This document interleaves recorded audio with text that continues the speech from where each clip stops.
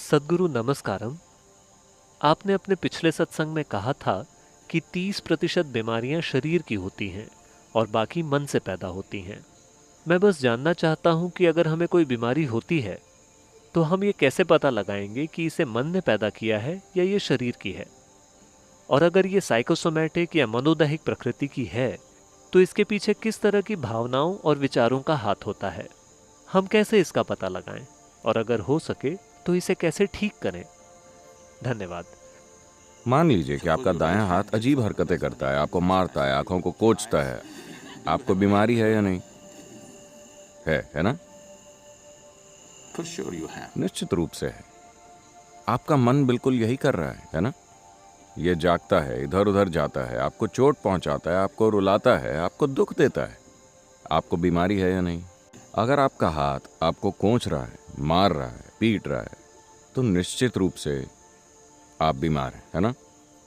तो अगर आपकी भावनाएं और विचार आपको हर दिन कोंच रहे हैं, आपका गला घोंट रहे हैं और आपको यातना दे रहे हैं, तो क्या आप बीमार नहीं हैं?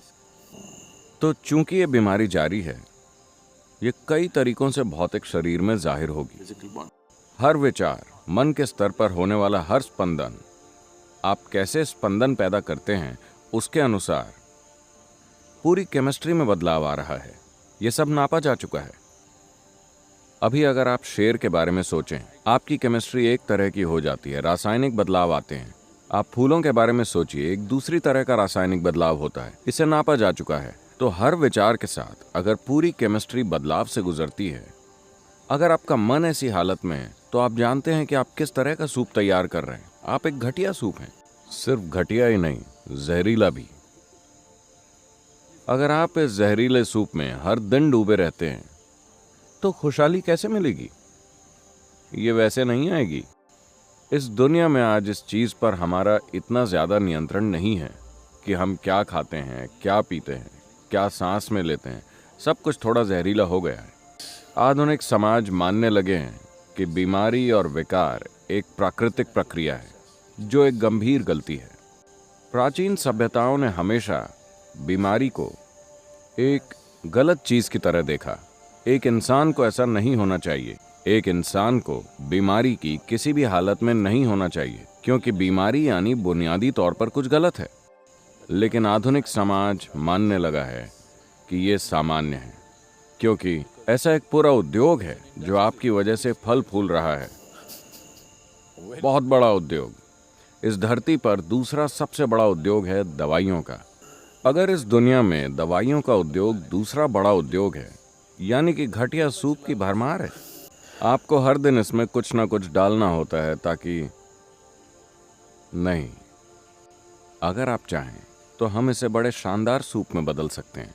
केमिस्ट्री बहुत शानदार अवस्था में है। आनंदमय होना स्वाभाविक है। अगर आप ऐसा करते हैं तो यकीन कीजिए, धरती से 70% बीमारियां गायब हो जाएंगी। बाकी बची 30% कई बाहरी कारण होते हैं जो हमेशा काबू में नहीं होते। आप उन्हें काबू नहीं कर सकते, सिर्फ कुछ हद तक।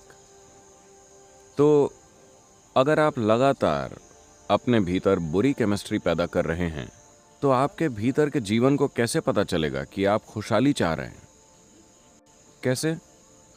यह अन्याय है।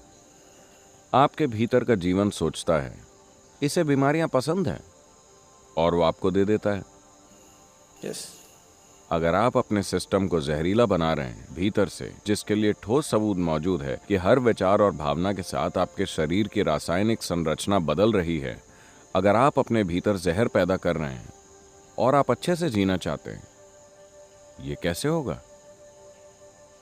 जीवन ऐसे काम नहीं करता। जब तक आप सही चीजें नहीं करते, आपके साथ सही चीजें नहीं होंगी।